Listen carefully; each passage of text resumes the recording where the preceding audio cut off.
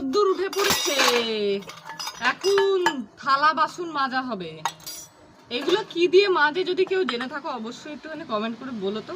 আমি তো এটা আমার মা বলেছে যে এই যে তেঁতুল আর এটা কি মাটি, চামচে করে মাটি বের করবো।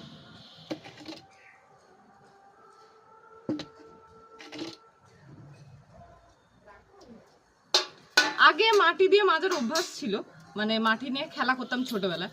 এখন আরও সেই অভ্যাসটা নেই, কারণ আগে ভাল লাগতো মাটি নিয়ে খেলতে, আগে মাটি নিয়ে কত কিছুই করতাম। এই যে সব বলো না নখ নিয়ে, হাতের নখ আছে, নখ কি করে মেনটেন করো, নখও আছে, এই যে হাতের নখ আছে, নখ থাকার পরও এই যে কাজ করছি, তাতে কি হয়েছে, নখ আছে তো। আর যারা যারা বলো এটা আমার হচ্ছে এক্সটেনশন, তো এটা মোটো এক্সটেনশন নয়, যেটা হচ্ছে অরিজিনাল। রোদ্দুরটা ওঠার আর টাইম পেল না, আজকে একটু ঠান্ডা ছিল,